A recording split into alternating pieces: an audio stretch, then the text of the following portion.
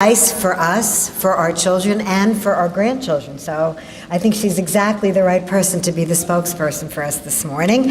You also might remember Neil Lane, who is now on our National Board of Directors, one of just 15 from all across the country. And also Neil used to be our New York State President before Leo Asen took over. Leo, where are you? Okay.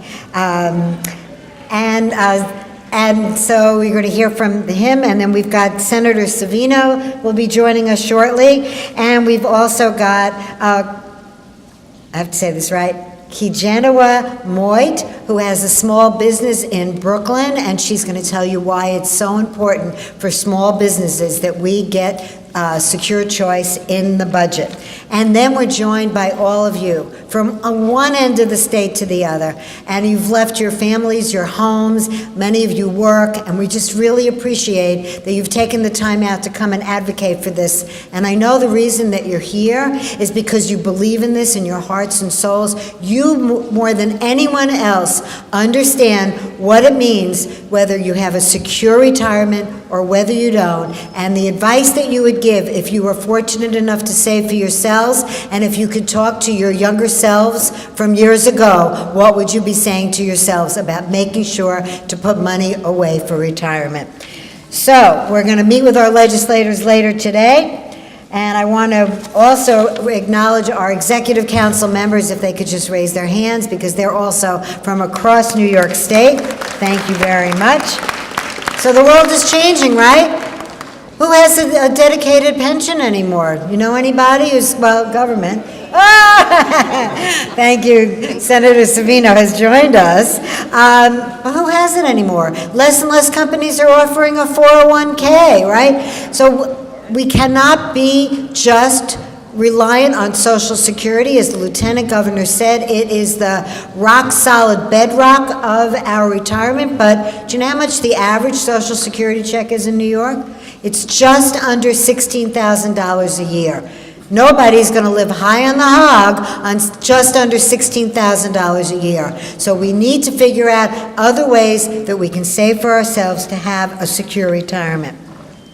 Governor Cuomo has proposed it in the state budget, and we are thrilled with that, and now we have to make good on it, and that's what we're going to be talking about today. We also had Carl Heastie at a recent meeting in Harlem that we had, and he said before the whole group that the Assembly is behind this, and we're very appreciative of that. And we've got State Senator Savino here to talk from the Senate side, so we're very excited about that. So let me just tick off a few more facts for you. It would be automatically pulled out of your paycheck, and we know that people are 15 times more likely to save for retirement if it's automatically taken out of their paycheck. It is based on a Roth IRA, so all the rules of a Roth IRA would apply to this. It will be overseen by the New York State Deferred Compensation Board. And here's the most important points to this. It is voluntary.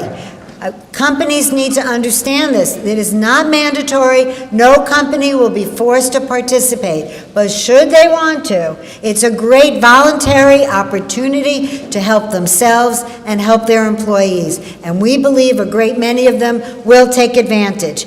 And it's opt-out for employees, so that means it is voluntary for employees also. If their company signs in, they will be opted into it, but should they not want to participate, they can voluntarily withdraw at any time.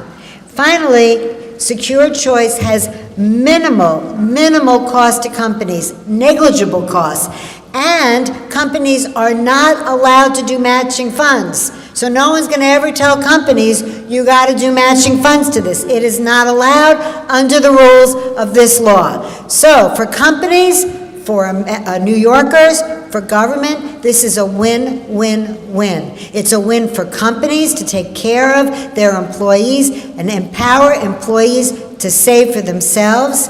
It is a win for communities, just as the Lieutenant Governor said, help people age in place, continue to be vital contributors to their neighborhoods. And finally, it is a fiduciary win because you keep people in their homes and communities, they pay their property taxes, they go shopping at the local grocery store and the butcher and the baker. They go to all those and they pay money in. And guess what? Sales taxes get paid. And guess what? Those companies pay taxes. Those little mom and pop stores pay taxes. So that's why this is a win, win, win. So with that, I'm going to bring up Reggie Nance, Associate State Director, who's going to explain